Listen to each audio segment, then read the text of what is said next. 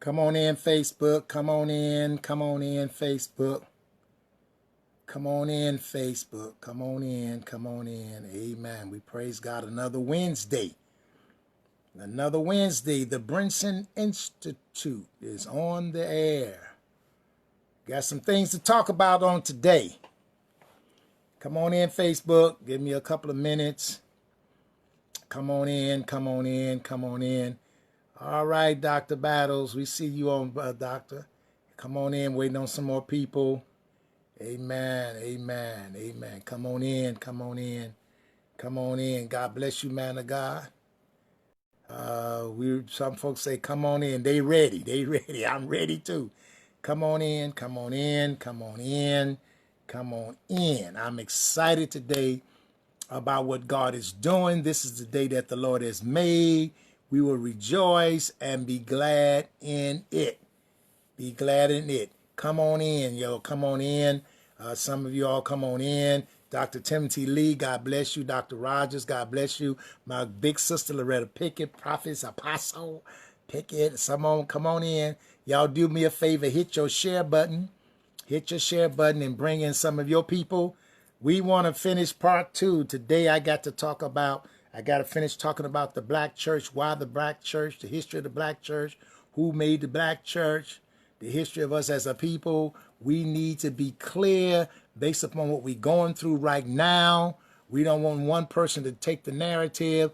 Apostle Barbara Davis, God bless you. God bless you. We're just taking some more time for others to come on. Love you too, Prophet Pickett. But we set the record straight. I know some folk have not read their history. You need to read your history. You need to read your history. You know, it's funny how certain schools that you can go to school now and African American history is not taught in school at all. But in order to get a grade in history, Keith, God bless you. In order to get a grade in history and get through high school, you got to understand Western civilization. You got to take classes, and you got to understand the whole westernized concepts of the Western community. Well, since you got to understand that, and that is mandated for those in America in history, then we need to get the history straight. You got to start, you're going to study, since you won't let us study Eastern tradition, Eastern and African history, literature. Okay, well, we got to take Western American culture and American history and culture. Well, then we need to tell the whole story. We need to tell the whole story. It is very crucial that we understand our history, as we understand our worship, we understand who we are historically. I'm concerned because the millennials and others, they have no concept. Some of them do. I don't want to talk. I want to be careful. I don't want to be like everybody, lump everybody together. But let me say, in this day and time, it is very important. Apostle Barbara Davis, God bless you, all the way down there from Mississippi. God bless you. It's very important that we have to keep our story alive. We have to keep telling the story. The Jewish community, they talk about the Holocaust. They tell the story. Well, that's not, oh, no. Biblically, he told the children of Israel to tell your story as you walk by the way. Hear, O Israel, the Lord our God is one. Tell your story, tell your history, keep it up. Keep it up. We have failed in our communities to do a very good job in doing it. But thank God for those of you. Thank God for the churches, the pastors, the educators, those in the community, those in the government, those in various institutions that you have seen it important to participate in keeping the history of the African American people of color in America alive. Thank God. I thank God for all of our HBCUs, our historical black universities and colleges. Some people don't even know what that means. HBCU, what you talking about? Our historic black colleges and universities. We thank God for all of them. We thank God for those universities and theological seminaries that find it important. Thank you, Samson King, King Samson. He's watching from Nigeria. My Nigerian brother, God bless you. My brother from the homeland. Yes. So I'm thanking God because this program, it goes all over the world. But we as people that came from Africa through the Middle Passage to America, And now we have been born and raised, and we're mixed blood and mixed seed. And now everybody is up, and God is judging America's racism. The racism of America, the iniquity of America. Among the iniquities, all countries have iniquities, but one of the iniquities of America is racism and race. And God is holding us accountable. He said the iniquity has come up before me, and I'm going to let the whole world judge America as it relates to its treating of people according to their color, racism. And then we have the nerve enough for some of us people of my color who have not done their homework. Some of my people, I ain't going to call no denominations. It ain't no black church. It wasn't no black. It's one church. No. There is one church with many members. Many ethnos. Go into all the world and preach the gospel to every nation. Ethnos, ethnicity. Different types of ethnic people on the day of Pentecost. When the day of Pentecost that was fully come, they was with one accord, and there were Jews devout from all over heaven. All over heaven. So contemporary now, the people in Pentecost, they were there from Africa. They were there from Mesopotamia, from Syria, from Iran, Iraq, and all the ages. Some of you all need to get a map, and you need to get a world map of today and put it on the table, and then get the biblical map. And when you say Assyria and Iran and Babylon, Nineveh, you need to put that over there and see where they are. You will find out Iraq, Iran, Africa, Ethiopia, Africa, Crete, the island, Cyprus, Alexandria. Y'all talking about Apollos from the city of Alexandria, mighty in the scriptures. That's Africa. The libraries and the universities was in the homeland. So we need to get our history straight. We need to understand where we are, and we understand that this whole situation of a black church was in response to people who instituted white and black and wouldn't let us in. So we had to come together among ourselves, and we survived. The black church is a birthing of people of color who decide that they was going to be white in America, not letting us and feeling that they were better than us and did us in the name of, and even they brought us, as people say, well, I'll give you that, the white man's religion. There wasn't no white man's religion. But even though the white man taught it, we were smart enough to take it and restructure it and make it as a part of our biblical text for survival. So our hymns and our spirituals and our songs and our worship was taking and adopting a need and understanding for survival. Cleon, how you doing, Dr. Hawkins? So we had to survive. So from an anthropological standpoint, for those of you who study anthropology, which is the study of cultures, all cultures from an anthropological standpoint, man is basically religious. The question of religion answers three questions. Where did I come from? Now that I'm here, how do I live? What are the moral factors? What are the folk ways and the moral ways? In sociology, you know how laws are. Folk ways, the way we do it, become mores, which is the expectation of how you do it, which become law. So things are signed in law based upon what people expect out of stuff that was habitual. Folk ways become mores, mores become law. You learn that in sociology. Those who go on to college and learn anthropology know that cultures, people have cultures and languages, and all cultures seek to define their existence. Where do we get started? How do we navigate in life? And what happens to us when I die? Go to a funeral. Folk want to know what happened. We got our songs always sitting around talking to Moses. When I get to heaven, I'm waiting on my mom and my daddy. And some of that ain't even in the biblical text. I'm going to see, I'm going to leave that alone. But we had our religion, our spirituality helped us. Right now in the pandemic, when you disrupt their life as normal, they go into survival mode. We as an African-American people, we've been in survival mode for a long time. We learned how to survive. We learned how to navigate the juxtapositions of life that the slavery has put on us. And even now, Dr. Poussaint, talks about the issues of slavery in the African American womb. They say children are coming out mad and angry and hate and frustrated because the pain of slavery still rests in the African American female's womb down through the years. And so while we're marching, and let me make a note, Black Lives Matter. There's a difference between Black Lives Matter as a slogan and Black Lives Matter as a philosophy. I know people gonna try to get me in trouble right now. So yes, all lives matter, but Black Lives Matter too. So we're that saying that Black Lives Matter is saying it's time, you've been treating us wrong. It's a long time. God said no, no, no, no, no. So we got to deal with that. We got to deal with it from two sides. We got to deal with from institutional racism of Black Lives Matter. And then we got to tell us as black people that our own lives matter. So we got to deal with racism and the system of injustice on us as a people because of color. Then we got to deal with our own ethnos of our own black folks and say we matter. Because, you know, some of y'all scared to go in certain communities that are black. Don't get me started. So Black Lives Matter to the thug. Black Lives Matter. This past week, 24 black people were killed by black people. While we are marching, telling the world and the white folks Black Lives Matter, we still shooting and killing up our own stuff. Do we matter with each other?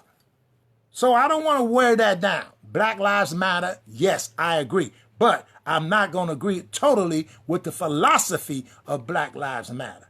So now, you all that are smart, you Google it. You have an assignment. When you get off, Google Black Lives Matter, read their goals and objectives, and the belief system of the organization of Black Lives Matter.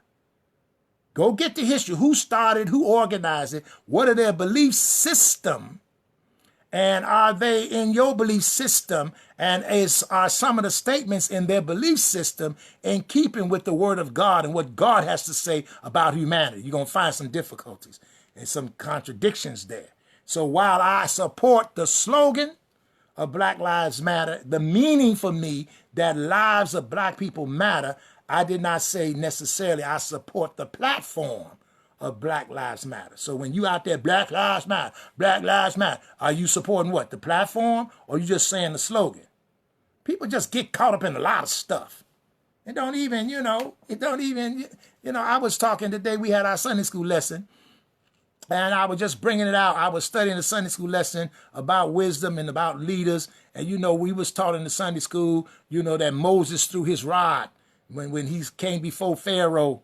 He threw his rod down, and then they threw their rod down, and his rod ate up the rods of the other folk. They said, so I asked them, I said, now who threw the rod down? They said Moses threw the rod down. That ain't the biblical text. The biblical text said Aaron threw his rod. Go read it. Go read it in Exodus. It didn't say Moses threw his rod down and his rod turned to a snake. It said Aaron threw his rod down. And see how we get taught certain things, and I was believing it too. I said that Moses, he threw his rod down. Woo! He threw the rod down. And his rod turned to a snake. The same rod that God told him to stretch out this rod over the water, turned to a snake. No, the biblical text says in Exodus that Aaron threw his rod. So we take our scriptures and we twist them up to say what we want to say. We heard a lot of people. So, okay, Brother Davis, God bless you, Brother David. So I just want you to keep that in mind. So I want to get back to talk about that. And I talked about my library and my books on last time because I had a discussion from some black apostles and bishops and others in the Pentecostal church and the Apostolic church who came to me and said, Brinson, you ought to stop all that black church stuff. It's one church. I'm like, what? That's an insult for you even come up and fix your mouth to say it ain't no such thing as a black church when you don't even understand our history. The black church came out of a rejection. The most racist institution in America is the white church, y'all. We're going to have racism. We're going to have reconciliation. We're going to have peace. then we got to get into the white pastors and these white churches where these white folk go. Oh, yeah. Yeah, we got to get in the pulpits. Y'all sit up here and watch all them folks on TV and all them, all of them. And they just as racist. They don't have no black folk on their program, and then when they do get some black folk, they crazy. So for Trump to even put together his rally in Tulsa, who was the group that voted to him to put the rally in Tulsa on the date? Some black folk? Huh? Well, I mean, if he had the right people around him when he was sitting in his Oval Office or when they were planning to have the rally in Tulsa, Oklahoma, the people that were sensitive would have said to him, Mr. Trump, sir, you cannot have the rally on that date. That's called Juneteenth. That's the 19th. Oh, Juneteenth. We need to talk about that. Some of y'all, June who? So I don't even know what Juneteenth is. So you cannot have a rally on Juneteenth. That is especially a special day in the black community. So he should have never announced it in the first place that he was having the rally. But after people start crying out, he comes out and say he talked to some of his black friends and black well-wishers in his cabinet and stuff, and they suggested that he should move the date. Well, if you had the right people around you, you would have never established the date from the beginning.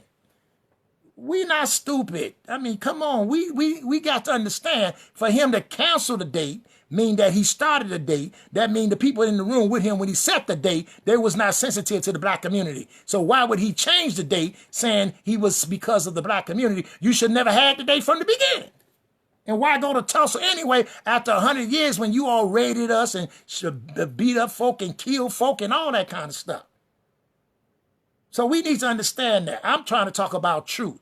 I'm not doing it. I'm talking about, look, there's too much information out here.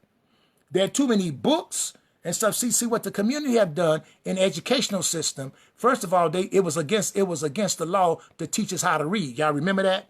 The white folks said we couldn't read. So we had to sneak and read. We want to read. You told us we couldn't read. The same folk that went to church. I still don't understand. I'm still myself from a spiritual standpoint, trying to understand that every time we get together as a people to deal with our issues, we start singing Amazing Grace. How sweet the song to save a wretch like me. That came from a slave master on a ship. He came up with the song. Y'all ain't banning his song, but you want to tear down the statues of the Confederates. You want to take down the Confederate flag, tear down the Confederate statutes, but you still want to sing these songs that was put together by racist people. Well, you see, Branson, he was a slave master on the slave ship, and so he said, Amazing Grace. See, you have to, how sweet I save a wretch like me. I once was blind, but now I see. Okay, he see. Okay, but he wrote it. We ain't got no other songs that come out of our community that kind of communicate the same stuff. Amazing Grace. So that's a national anthem now? Huh? We need to get another song. We need to get another song. Get another song.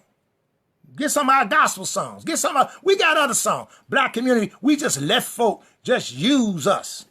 And then tell us, then just deny us. God was holding us accountable. While we saying Black Lives Matter, we need people like myself and us. We need other people. Well, Brinson, you too radical. Well, that's all right. You need radical people with the other folk. See, when you fighting a war, you have different groups that go in. See what the system is trying to tell you. This is your leader. That's your leader. And as one of my good friends, Prophet Bernard Jordan said, there's a difference between leading blacks and black leadership. A leading black, who says that the black was leading? Apostle? Who Apostle Yawson? Who makes a determination who leading? Leading blacks and black leadership. There's a difference between those two. And then some of us who are leading blacks also are those who create leadership. And then some of us who create leadership are leading blacks. But then there are other folk that create, and the media don't know them. But you over where you are on assignment by the Holy Spirit. I thank God for you. I thank God for you. I'm not putting everybody in the corner. There were whites that was in America based upon that term that helped us in the struggle. I'm not stupid. Where you think we got the Underground Railroad from? It was white folk. The whole Civil War, the Civil War, white folk dying. The people in the North fighting the people in the South over us, y'all.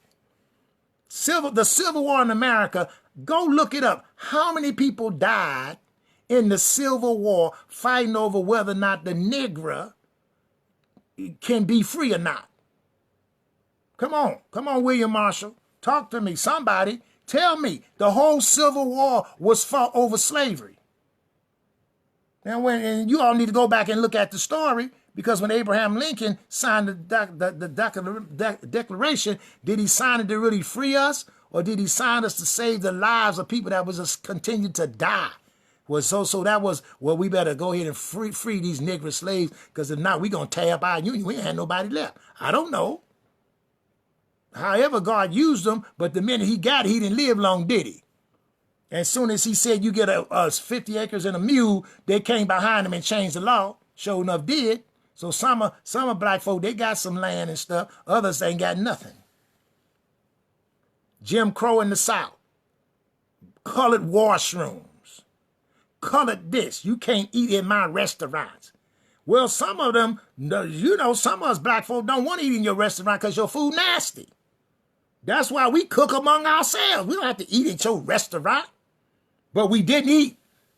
We didn't eat. You told us we couldn't eat at the restaurant back in the South. When I talked to Dr. Al Sampson, who was one of the ones ordained by Dr. Martin Luther King, he used to tell me, say, Brinson, when we was in the South and marching with the civil rights movement, that we went into the South, we were paid. He said, we wasn't on no salary. We got like $35 just for our base stuff. He said, because we couldn't stay in the hotels, because the hotels wouldn't let black people stay in them. That was during the civil rights movement.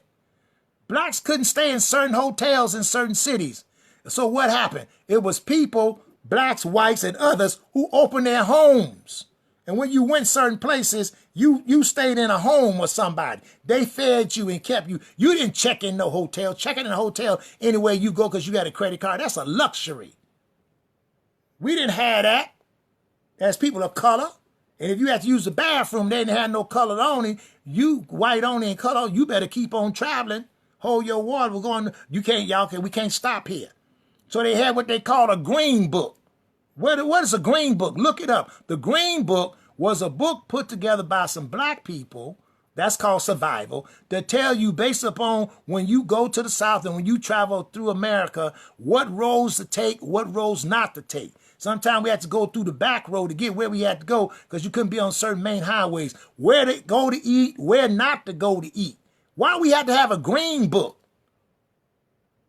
Come on now. Come on, Creasy. Why we had to have a green book? So all that come out. The white church. So you know what? I want you all to go get this book. Amazon.com. I know when I hold it up, it goes backwards. It's called The Birth of a White Nation. The Birth of a White Nation. The Birth of a White Nation. This book is written by Jacqueline Battalora. Jacqueline Battalora. The Birth of a White Nation. This book, when you read it, will give you a history of where white come from.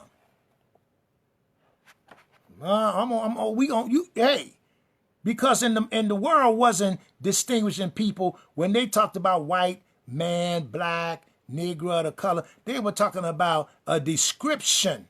They wasn't talking about the essence of his soul. Let me read chapter 1. Let me read of just a few excerpts of chapter 1 under the birth of a white nation. It says, white people, the creation.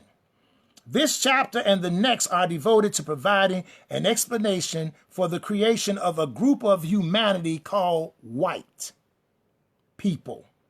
It sounds pretty outrageous to think about white people as an invention. In fact, such a claim may be perceived as offensive to some. This is so because the invention has been such a success. In fact, Many people today understand themselves to be racially white and view race as a biological fact. Such a perspective is completely understandable when, guess what, forms utilized by the United States government, because when you fill out a form, they want to know, are you black, are you white, or blah, blah, blah. Medical providers and schools ask for a racial designation, doesn't it not?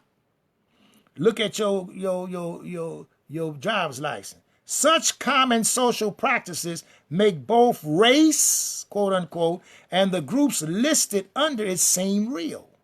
In fact, they work to make these groups real, in the sense that they give groups meaning in society and work to make them different. That's institutional, that is structural. In spite of this common experience of race, we should begin by realizing that white, quote unquote, white people as a designation of a group of humanity, much less as a race, never existed until late in the 17th century. Did you hear what I said?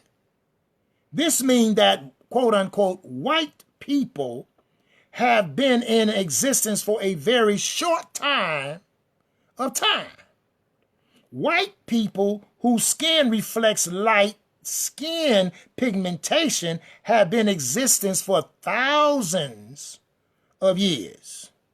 I'm sorry, while people whose skin reflects light skin pigmentation have been in existence for thousands of years, long before the colonists arrived upon the shores of North America, people referred to a person as a color in relation to the appearance of her or his skin. Now get this, people refer to color only to the appearance of your skin. As in William Shakespeare. Y'all know William Shakespeare, Othello. Othello in 1604, there's that play, Othello was a black person. Oh, I didn't know that. I studied Shakespeare, but I didn't know Othello was a person of color. Yes.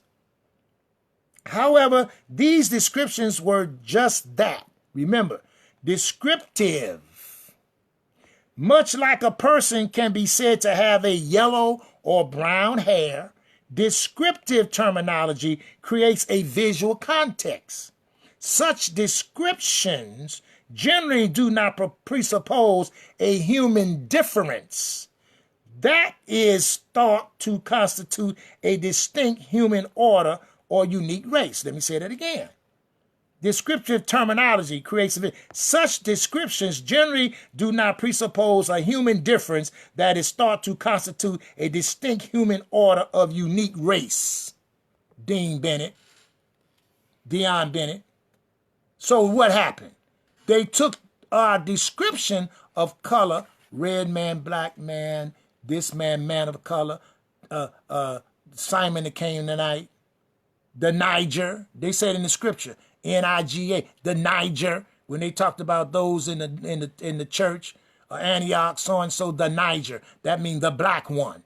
Simon the Canaanite. That means he was a person of color. So I don't know why and how you can come up with the system that our white churches have when they have pictures of Jesus sitting at the Last Supper and everybody sitting at the Last Supper are white. When the Bible told you that one of Jesus' disciples was called Simon the Canaanite. And I wanted to get you, Jesus was a man of color too. Oh yes, he was, because if he wasn't, he wouldn't be able to hide in Africa. He said, out of Egypt have I called my son. And he fled to Africa. If Jesus been a little white baby down in Africa, they would say, oh yeah, I know where he is. Herod would have found him. So he had to be a man of color. I'm going to leave that alone. So prior to the label white in this book, I'm reading out of this book. Prior to the label white, people were referenced by a number of possibilities, including national origin, such as Spanish, British, or Brazilian, or by religion, such as Jew, Christian, or Muslim. There were other possibilities as well, such as one's status as servant or free, owning class or servant class. However, whites or white people was not one of those classifications prior to the 17th century. White was not a classification for dealing with people as their character or what they are. White was not, people didn't say white people and black people. They talked about their nationality. I'm Portuguese, I'm Spanish, I'm British, or I'm a Jew, I'm a Christian, or I'm a bond servant. Slaves were both black and white. So they didn't, nowhere in scripture does it say white people or black people. They were Gentiles, they were Galileans. They all these speak. But he said when the day of Pentecost come, Elamites and Mesopotamia, Greeks and Arabs and Jews all over. That was ethnos. Ethnos. There was no black or no white. The label white, reflecting a group of humanity, appears now here in law, didn't appear in law until 1681. It first appears in an enactment passed by the Colonial Assembly of the Colony of Maryland. The question is why? Who are white people prior to this invention? Why did it mean that they had become white? What was the problem? So we got to go back to that problem when in Maryland, the colony of Maryland, and people start coming over to America from Britain, from different places. The issue became as the settlers grew in the colony, and there started being some issues. So the first thing that happened was that they had to, on page 13, talks about that a rule came out. The Colonial Assembly of Maryland in 1664 enacted a law that punished a woman who was English or freeborn who married a black slave. The law stated in part, for pre-union whereof for determine such English and free-born women from such shameful matches, whatsoever free-born woman shall intermarry with any slave shall serve the master of such a slave during the life of her husband, and that all issues of such freeborn women be martyred shall be slaves to their fathers. So in Maryland, they did not void the marriage. They came out with a law that people of higher you called white could not marry black. So that's when they start splitting up white and black. White people, black, African slave, black people. So that started prior to 1680. There was no delineation. You was either Portuguese, Mexican, Brazilian, Spanish, African, English, Jew, Christian, Muslim, free, or slave. You were never described within the categories of black and white. Now, the churches picked that up. Remember, people came over here for freedom of religion. You came over here to have freedom of religion, and then you come over here and start killing folk. Still in the land from the Indians, killing up folk, buying some slaves, celebrating in your picnics. Because picnic meant pick a nigga, pick a Negro. We black folks said, we gonna have the church picnic. My daddy said, you better not hear you say that no more. He's from Georgia. He said, you know what a picnic is? It means pick a N-word. That's what pick meant. Picnic, N-I-C. Pick a nick. Pick. So what they would do, they would go out there and have barbecues, and everybody would come out with their hats, the upper class and the plantation owners. They would say, and then at a certain time during the celebration, the slave man would come with his black slaves to be sold, and they would march them over on the land and stand them up. And the slave plantation owners would go down the line and pick the one they wanted, or how many they wanted. And then they would check on their teeth and look at their genitalia, touch their arms and muscles and see what they look like. They going to pick one. Pick you this one. Pick how much you want for this one. How much you want for that. So every picnic, there was going to be a slave auction at every picnic. That's where picnic come from. So y'all people of color, y'all stop saying you having a picnic. Because a picnic was our forefathers being bought while folk ate barbecue and potato salad. See, so you know what I'm telling? So you know what? Okay, Sister Lily Reynolds. So now, we got to understand some of our millennials, they have no clue. They just know Black Lives Matter. No. Let me say something to my millennials, brothers and sisters, and some of my baby boomers. Thank God for your voice. The contradiction, this is the contradiction. In America, our forefathers, our great, they couldn't intermarry. It was against the law for a black to marry a white person. When I was going to school, I went to school in the South, in Greenville College in Greenville, Illinois, which is 45 miles northeast of East St. Louis. It was a town of 4,800 people with 2 black families. I don't know how I got myself down at a college, a Free Methodist Christian college that had 947 students on campus, and there was only 3 blacks on the campus, and one of them was me. So I know what it was to go to chapel and sing and oh man, don't get me going. Now my daddy called me. He said, son, let me tell you something. You better leave them white girls alone. Don't date them. Don't talk to them. You're going to get yourself killed. Why is it that our parents had to tell us how we learn how to live with them? I got to tell my son, when you get stopped by a policeman, you know what? The first thing you do, pull over, roll all your windows down, put your hands on put both your hands on the steering wheel and look straight. And when they come, say, yes, sir, no, sir. They ask you to see your driver's license. If your driver's license is in your back pocket, say, my driver's license is in my back pocket. Can I get out? Do you want to get it? My driver's license is in the glove compartment. Can I get it? But you got to be safe. Don't argue with them. Don't raise your voice. Say, yes, sir. We have to be taught that. I bet the white folk didn't tell their sons, when you grow on up and you become a policeman up, this is the way we used to do our stuff, but y'all can't do them like that. No. Y'all don't know nothing about that. Social distancing, we always practice, black folk always practice social distancing. We learn as black men, don't you walk up on no white woman or no white man. You in the store, and they're ahead of you, don't pass them and look funny. You stay behind them and go up another aisle. Keep your distance. Don't you look them in the eye and say nothing back to them. Just say, if they speak, you speak. But if they don't speak, don't you speak. Because we don't want you to be like Emmett Till.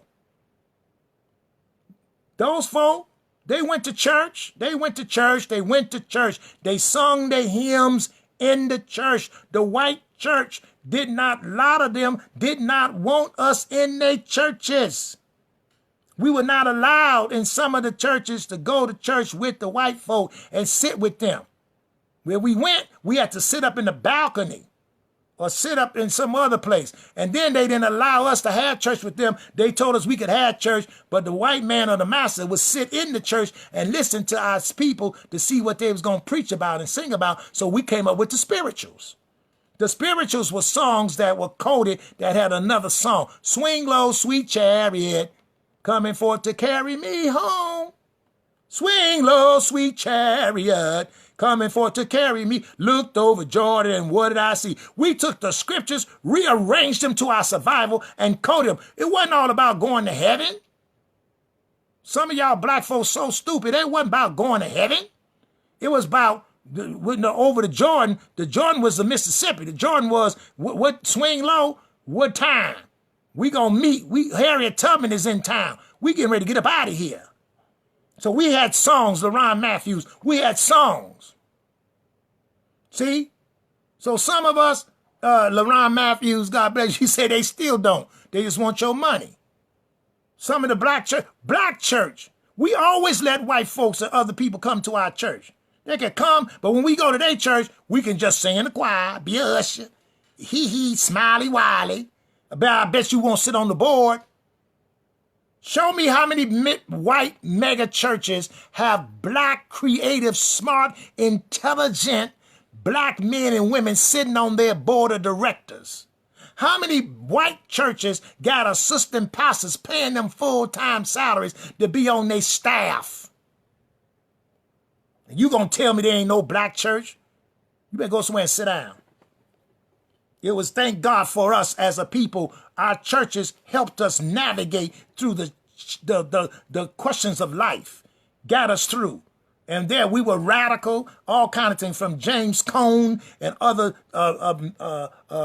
Gaylord Wilmore, the Black History, all these books out here, Henry Mitchell, Washington. You need to go to the library. There's too many books out here on the black church. Just Google it. Go to Amazon.com and look up the black church in America and see how many books there are. You gonna tell me what no black church? No. There was a black church. There's a black, and it's still gonna be a black church. And when God come back for his church, he coming back for the black church, the Hispanic church, the Mexican church, the Korean church, the African church. You know why? Because the institutions put us like that. They ain't gonna let us in. And the best thing they do is, well, you know, I have a multi-ethnic church. What is a multi-ethnic church? Is the songs multi-ethnic? What kind of sound you got? Most of them churches that say they got a multi-ethnic church, no, you don't. You got a black church with white faces because you singing our music. Our black folk is playing your drums. Our black folks sitting on your Hammond B3. Our black folks is sitting on your music. And so your sound is black. But you got a bunch of white folks up in there clapping. You know, y'all clap off the beat, we clap on the beat. So when you go to a multiracial church, you hear two claps. You hear the clap on the beat and the clap off the beat. You see people trying to shout and others jumping up and down because they can't get to shout, so they can jump up and down. You hear people saying hallelujah and other people say, hey, glory. It's a mix, and that's a mixed race. So ain't nothing wrong with that. Ain't nothing wrong with that because there are people who are cross-racial, cross-ethnic. So where you worship reflects the reality of where you are. The pain and destruction and frustration and all that is different for different people coming from different categories depending on your ethnicity. And then in your ethnicity, everybody don't agree. Geographically, songs are different geographically. And even international cross-world continents are different. There is one church, it's called the Body of Christ, with many members, with a variety of ethnos as God created us. And he wants us to be like he created us. He don't want us to be self-hatred. If you are from Nigeria, then be a Nigerian. But when you as a Nigerian do your culture as a Nigerian, then you come out and you intermingle with all other people from all over heaven, all over the face of heaven. Well, somebody said to me, well, you know what? Let me tell you something. You know, 11 o'clock on Sunday morning is the most segregated time in America. Well, you know what? Then we need to redefine it. All y'all running around here talking about y'all apostles. Well, be an apostle. Apostles ought to be able to equip the church to do the work of the ministry, and some things we need to redefine. Come on there, Dr. Carolyn Hinton. God bless you, woman of God, my good sister. Some things as leaders we need to give new definition to. Come on now. If the people in the white world could come and change stuff and give definition and new definitions to stuff, how come black folk and black leaders and black preachers can't come into situations and say, I know this is what it is, but this is what I say. Jesus did that. He said, you have heard that it was written that blah, blah, but I say. And the frustration they had with Jesus, the scribes and the Pharisees and religious community had with Jesus was he taught with authority and not as the scribes. What school you went to? What school what degree you got? What, Brinson? Well, I went to your school. So, you know, I had an AA, a BA. I got an MD. If I went to Garrett Evangelical Theological Seminary, I have 4 earned PhDs. Yes, I do. And I trained, and we got 3 theological seminaries and 44 satellite schools. I do my work. I'm a scholar, so I know. But there are others who don't have that, but they still smart. You know why they still smart, Rashawn? They got a BA degree because they was born again. They got an MA degree for messing around, just messing around folk. Or MS for many souls being saved. They got a PhD. Watch this. Power from heaven over the devil. You got your PhD? What you get a certification in? Salvation. I'm doing right. I'm living right. So you got your degree. Where'd you go? What school did you go to? You know where I went? You know, what? You got a BA from where? I've never heard that school because I got my BA from the University of Adversity. I got my master's from the College of Hard Knocks. And I didn't graduate cum laude. I graduated O laude. Come on now. Come on now. Come on now. So you need to get the book, The Birth of a White Nation, The Invention of White People and Its Relevance Today by Jacqueline Battalora. Get the book. Go to Amazon. Get the book. Read the book. And it will help you understand the situation of black and white in America, that the whole issue of black and white started in the 17th century, 1681, when they had designated black and white. Because before then, people were designated by their ethnos. I'm Portuguese, I'm English, I'm Brazilian, I'm Ethiopia, I'm African, I'm English. They were designated by their religion. I'm a Jew, I'm a Christian, I'm a Hindu.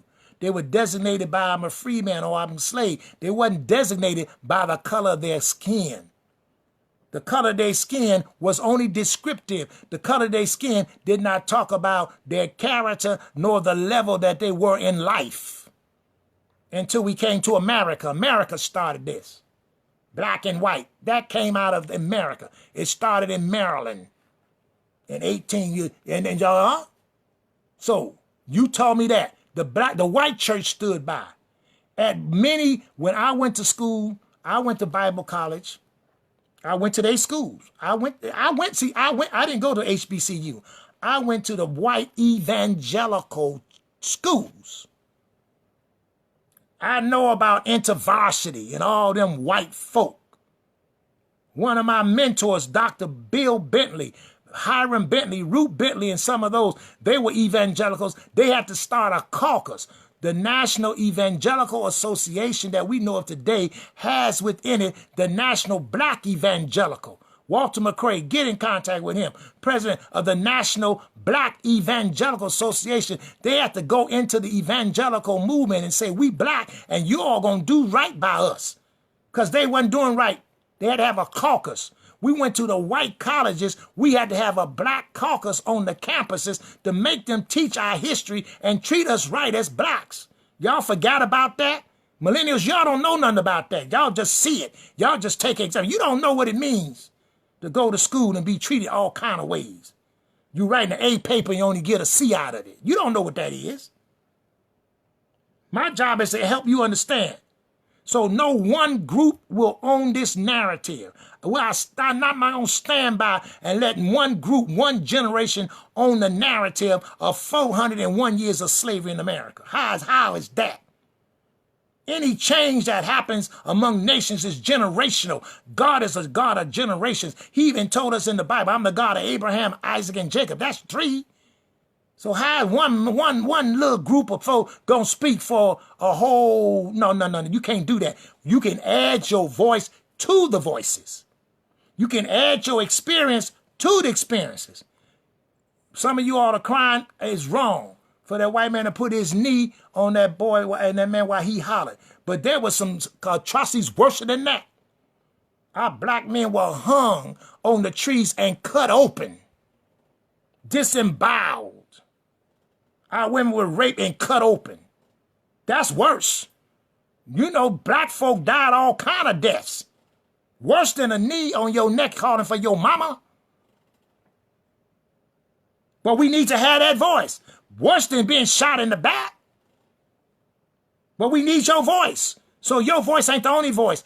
Add your voice to the voices. Go do your research. You educated, you trained.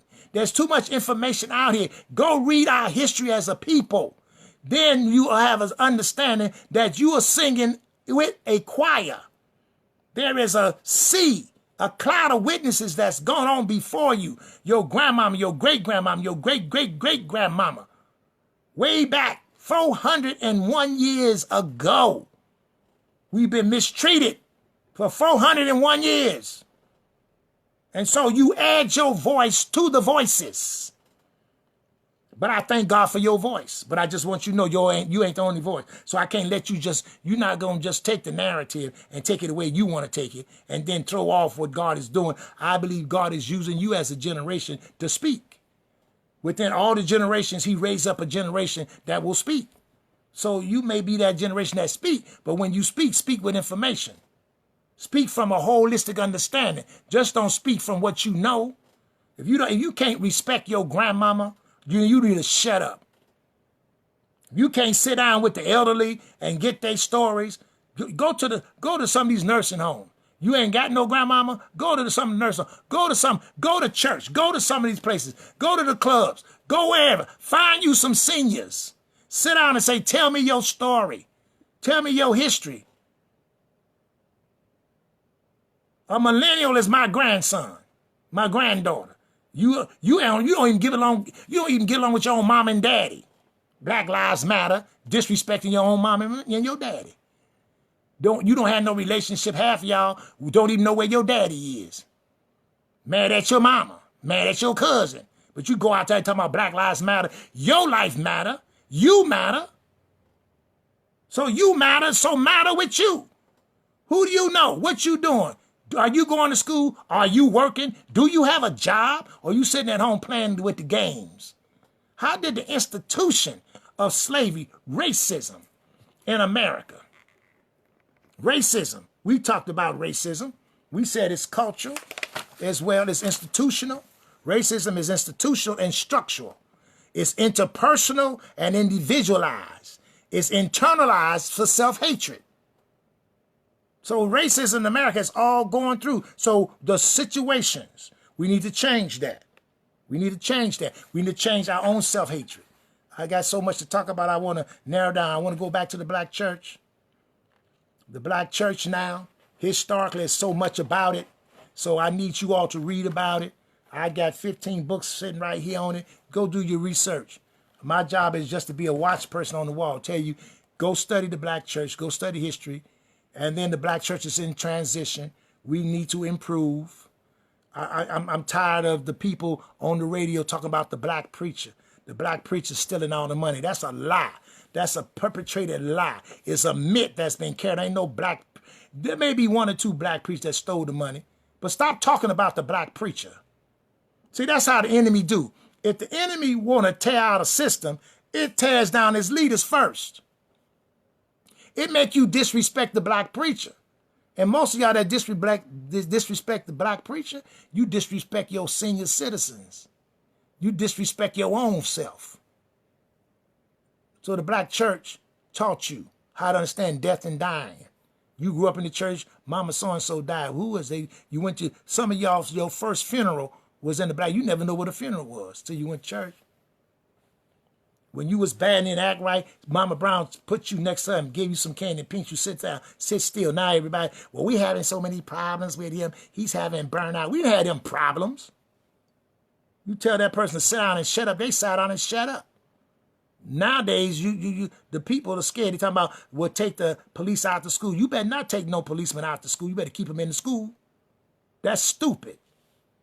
You got other people that ain't been to school, they ain't got no kids.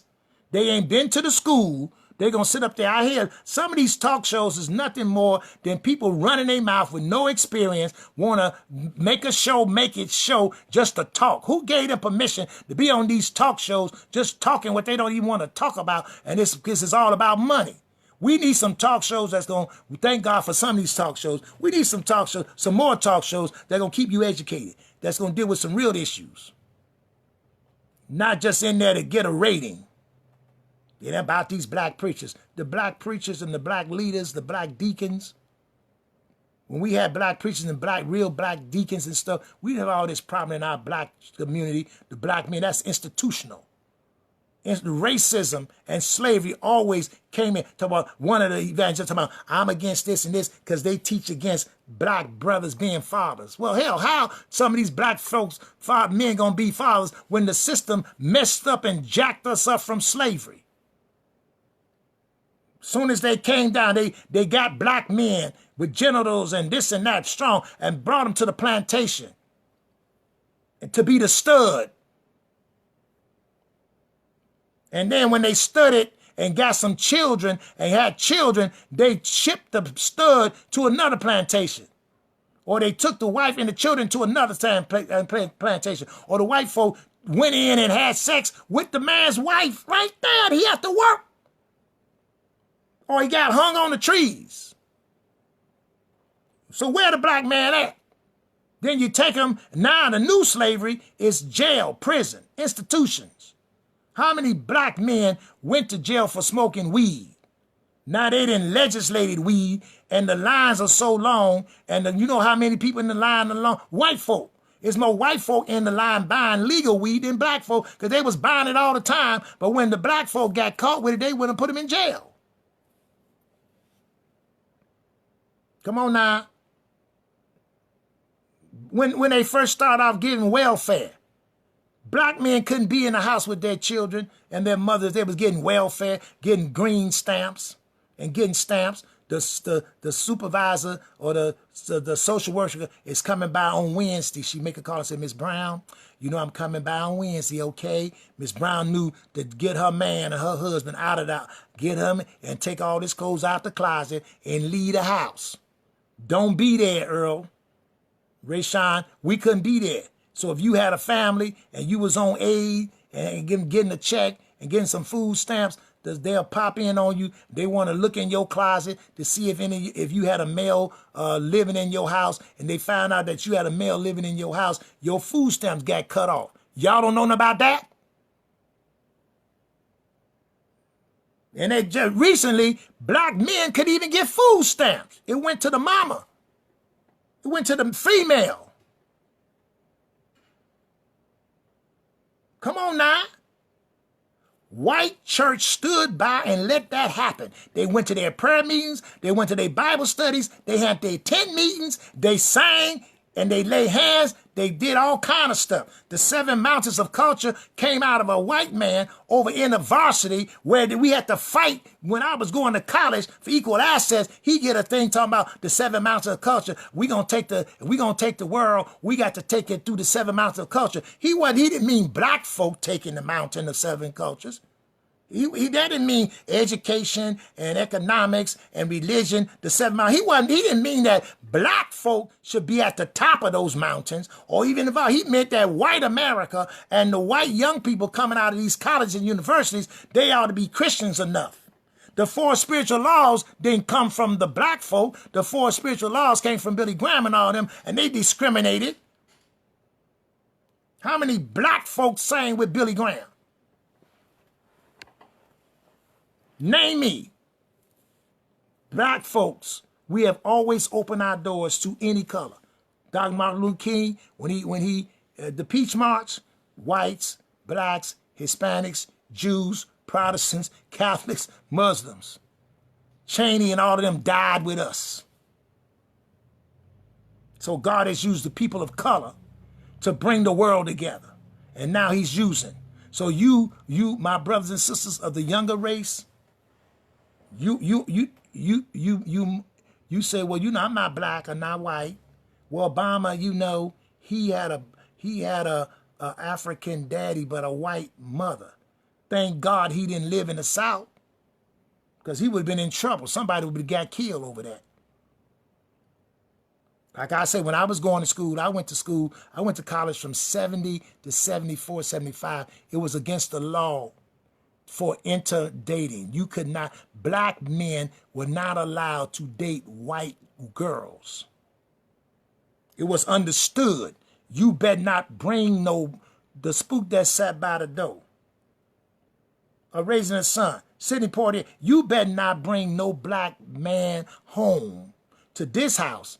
We gonna go to church on Sunday. Better not bet no black boy come to no white church looking for Susie to pick her up after her church. Come on, KK. Better not have been. Better not have been. This perpetration of black and white come out of the religious, spiritual psyche. And so if we're going to deal with it, we need blacks and whites talking together, but we need the black folk leading the narrative now. You invite us to our school, your schools. You invite us to your schools, you give us scholarships and grants, and you get a black person that speak your language to come get us because you can't have nobody like me or other raising the issue. One of the seminaries up in this area called me and said, Brinson, I understand you got a school. We want you to come help us recruit because a lot of folks, blacks and whites, are not going to seminary anymore. Seminary was set up to have people trained to go into the churches. Well, a lot of people say, I don't need no seminary to train to go to school. I'm going to start my own.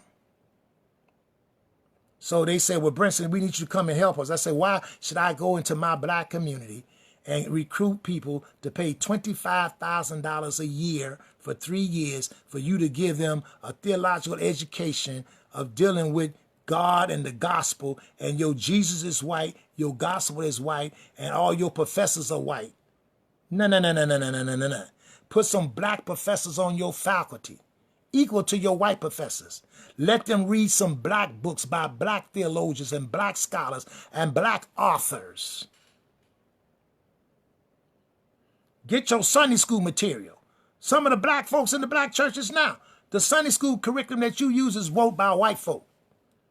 And they interpret the scriptures from a white evangelical or conservative point of view. So some of y'all ain't heard of Townsend Press. You got gospel this and that, and the white folk didn't read it. I do it. I teach Sunday school. I got 3 commentaries. I tell them go get Urban Ministries Precepts, Urban Ministries, get the white boy's commentary because I need to know what he's saying, and go get Townsend Press. Look up Townsend Press. That's the black publishing house for Christian education. We got some Christian education writers that are ordained, that are spirit-filled, and we don't even read our own people. We know about Smith Wigglesworth. We don't know about D.L. Moody. When we teach and preach, we use them from reference points, but we don't know nothing about our own folk. We don't know about the great Christian leaders in our own communities, out our own cultures. We don't even know about any Hispanic people and other people, Latina, Cuban. God used all kind of people. Why can't you have a mixture of people in your program? We still perpetrate racism in America. The world is saying we are world people now. America, you can't be a melting pot of many nations and continue playing this stuff. It ain't gonna work. Because the melting pot is rising up. The smelt out of the melting pot is rising up and saying, no. Black lives matter. You can't discriminate between a black or white or mixing or this or that because we all mixed in. My mama is white, my daddy black, my this and that. We all mixed in. See, you put a rule out there that we couldn't intermarry and stuff, but you have to strike that down so we can intermarry. So we got a lot of children now that are offsprings of interracial marriages that have friends in both black and white side. And we got a younger generation that don't understand all that stuff. They just understand people are people. And so they're out there. So God is using their voice. Thank you, millennials. Black Lives Matter. I agree with the slogan, but I don't agree holistically all the way with your platform because I went on Facebook, I went on Google, I read your platform. And some of the things in your platform is not in agreement with the biblical text. So while I support the slogan, I support some of the things that you stand, but I don't agree with the whole platform. And you don't have to agree with somebody's whole platform to support. So I support Black Lives Matter within reason, but I'm educated in my support. Don't take my word for it. Go do your own research. Go check yourself. The Bible said, my people perish for a lack of knowledge. Knowledge is out there. Knowledge is out there. The question is, how do you get it interpreted? So what I want to say, let me go back to the black preachers in the black church. Black preachers ain't took no money. In fact, most black preachers I know, they give up their money. I have to get on them. Stop giving your money to the church and letting your kids. My kids mad now. Most PK, you talk to the average PK, they upset and mad because their daddy and mama was always at the church helping everybody else and not loving on them. That's their story. Your story from outside, you know, it's always been the history of the church that outside unchurched folks always define us. When I was on 63rd pastoring, the gangs came and told, yeah, preacher, I see you getting all the money. I said, say, how is that? I said, I pulled out all my bills. I said, come sit around my table. I said, see my light bill? My light bill. My light bill is $2,400 a month. See, my gas bill is in the wintertime. My gas bill is $6,400 a month. And I'm on the budget. Want to know what my water bill is? Your bill, you can't pay your $125 bill. So you got to give it to the pastors, the board members, the people. The people get their money. We went into neighborhoods. Come on, the black church, the storefront church. What did we do? All people, pastors, and those of you that members of a storefront church, the building was already condemned. The building was already empty. Wasn't nobody in there, no way. So you went and found you a storefront church, went in there and fixed it up. Yes, you did. You painted it. You had a pulpit in there. You fixed this up. You scraped that up because it was all broke down building. And then nobody else wanted to be in there. Come on now. Let people start telling your story. I grew up in the storefront church. We went in there into them buildings after they left. It was open, fixed them up, painted them up, got some benches, saved our money, gave out. The preacher didn't take no money. What money? What money was there to take? We was putting everything in the church. Had to get our building. We put all our money together, get an organ, then put our money together, get a little something to pick up people. Where what? Come on now. Oh, yes. Oh, yes. All right, Marnita, tell me nice shirt. Okay, she's going to change the subject. Okay, so I'm going to close now, but I wanted just to say we're going to go to part 3 next week. We're going to talk about where do we go from here. What are some of the challenges? What are some of the creative things that the black church is doing? I think we need to begin to open up a dialogue. We need to get our leaders of the white churches, since this white-black thing started in the 17th century. It's part of the fabric of America, and all your applications want to know if you white, Hispanic, African-American, Asian. They just lump us all in categories now, rather than having a list of our ethnicities. So when you start seeing applications and forms with ethnicities related, not black, white, Hispanic, then they just a lump all Latina. Well, I mean, I may be Latina, but I'm Cuban. I'm Cuban mixed black. But what's that? It's me. Come on now. Come on. Yeah, America got to do better, because God is holding, when God, he said, whom I love, I chasten.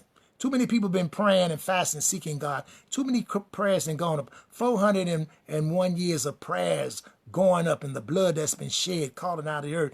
God has allowed this time and this season for America to be judged by the world. And those of you that have a voice out there, make sure and understand your voice is not the only voice, but your voice is lending itself with the other voices of 401 years.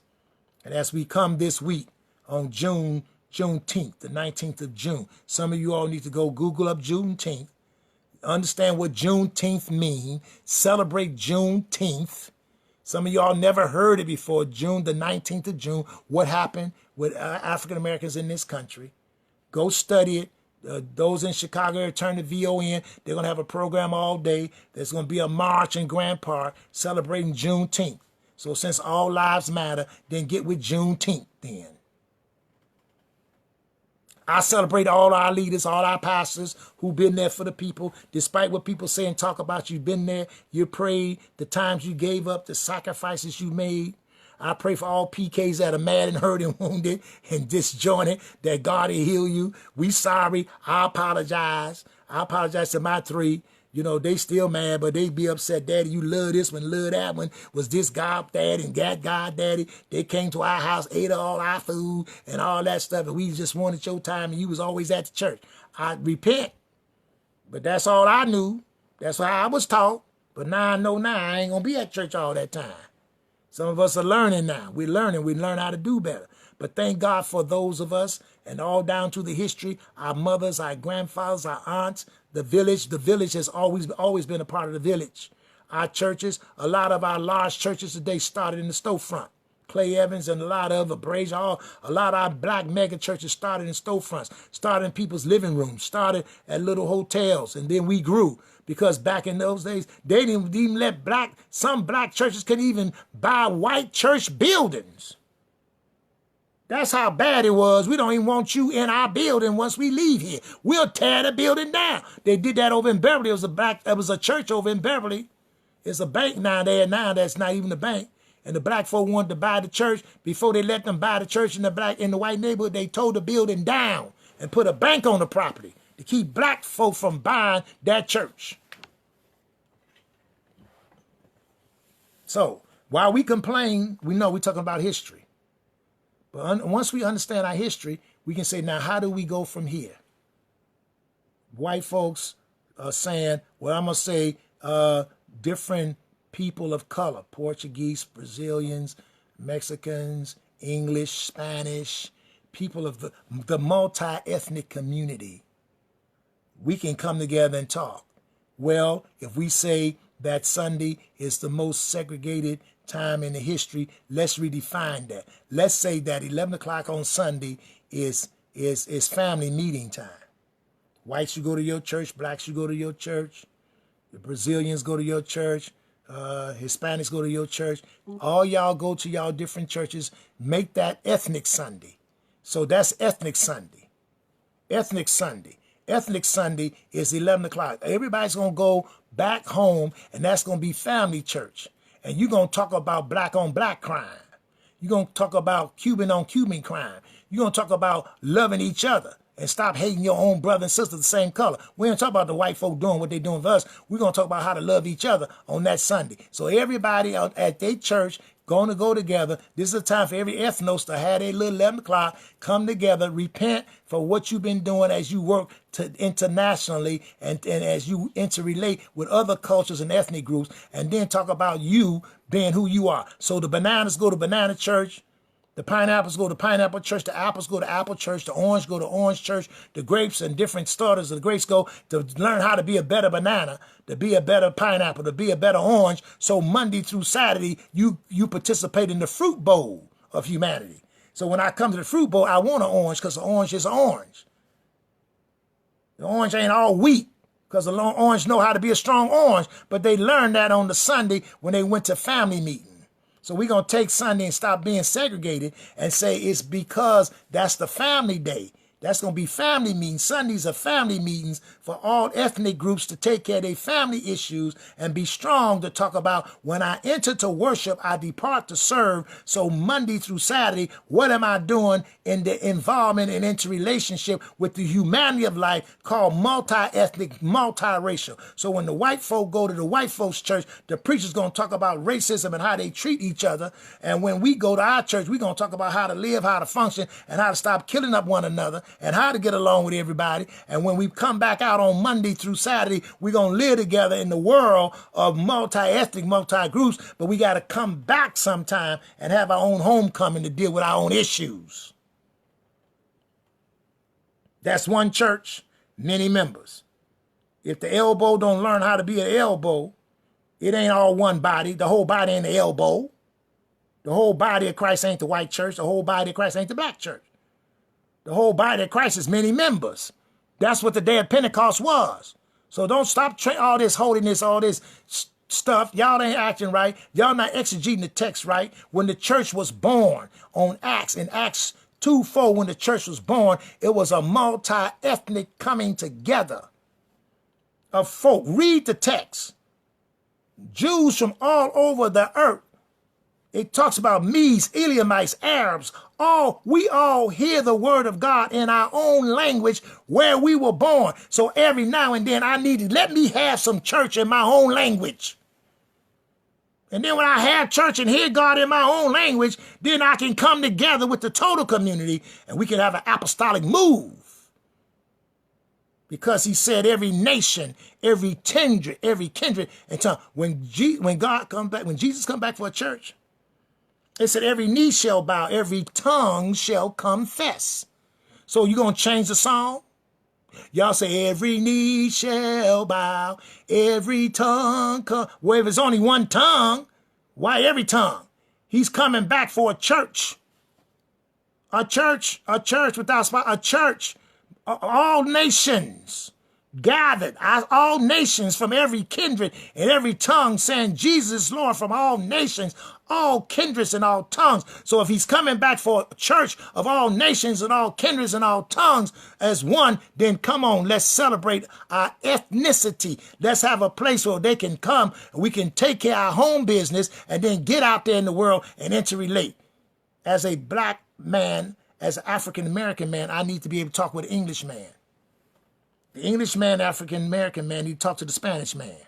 The Spanish and the Brazilian and Latina, we all need to be able to respect each other's cultures. Y'all go eat their food. I want some Chinese food. You don't even know nobody that's Chinese, except for who took your money. Well, I got a good Arab friend. No, that's the one at the store. Well, you know, I got an Indian friend. That's the one where you get your gas from. Or your Dunkin' Donuts from. You know what I'm saying? We multicultural related from where we spend our money. I want to go beyond that. I want to break bread. I want to share. I want to talk. I want you to feel my pain. Let me feel your pain. Tell me your story. I can tell me and I can hear my story. Let's see what God is doing among the ethnos. Let's see what God is doing globally. My brother from Nigeria. Talk to me. I have a son in other places. Y'all talk to me. What is God? The same God is in Nigeria, is in America. Certain things they go through, I go through. It's a one world, a one nation of many people. The same blood, but many people. What is God doing? That's what we need to understand, Brother, Sister Hill. All right, Lattimore, all the rest of you all, we thank God. Our time is up. It's been passed. We on every Wednesday. From 2 to 3, the Brinson Institute is on. We in another modality. Those of you that used to watch us and catch us on Christ Family Network, we're no longer on that platform, but that's all right. We're doing some other things. We're moving to some other dimensions. We send our blessings to Christ Family Network and Dr. Fisher and continue to pray for them and what God is doing with them and using them. But we're doing some other things and we're moving forward in some other ways. And God is He uses all of us in different modalities. He sends us to interrelate and relate to people for certain times and seasons. Then he moves us on, but we still blessed where we came from. So you'll see us, and we're working on some other modalities and some other things on next week. Next Friday night, we will be on with Apostle Dr. Sharon Peters Ruff. They will be celebrating me in 50 years of ministry, and it's going to be a program that you need to go on our timeline, and I need you to go in and click on the link and register. I need you to register. The Zoom platform or the program, the program is free. But you have to register. So go to my timeline, scroll down, look at the program that's coming on, that's celebrating me, and I'll be speaking. You'll see my picture with Dr. Apostle, my good sister, Sharon Peters Ruff, and they're having a program and supportive of what we're doing. They say God told them to do that, and I'll be the keynote speaker. We'll be speaking from the Zoom concept on next Friday at 7 o'clock. But go on to my timeline and register and meet me there. Those of you that want to hear more about our teachings, go to YouTube. Zero in Dr. Sylvester Brinson III and subscribe. You know, it don't cost you nothing to subscribe. Push the subscribe button. That way when I'm on, you get notification. This show that I'm doing right now within the next 2 hours will be on Facebook. We'll be back on Facebook through YouTube. So this program, if you miss any of my programs on Facebook Live, you can always go to my YouTube and look at this. This show will be back on, it will be on YouTube in about 2 or 3 hours. As soon as we put it on, it'll be back on Facebook. We're talking about the black church, the meaning of the black church. This is part 2. The black church and its usefulness. The black church and its usefulness and its meaning, part 2. All right? So, God, I thank you for all of those that's been on today, the many people that have been watching us. We pray for all of the persons in the body of Christ, where they are part of the African American church, the Hispanic church, the Latino church, the Brazilian church, the Portuguese church, the mixed churches, whatever they're part of, black, white, whatever. We all precious in your sight. And as we live together and learn together and challenge each other, help us as we grow to deal with the issues that's to be up front, God. Thank you until we meet again. And so it is. And so until next time, God bless you and keep you.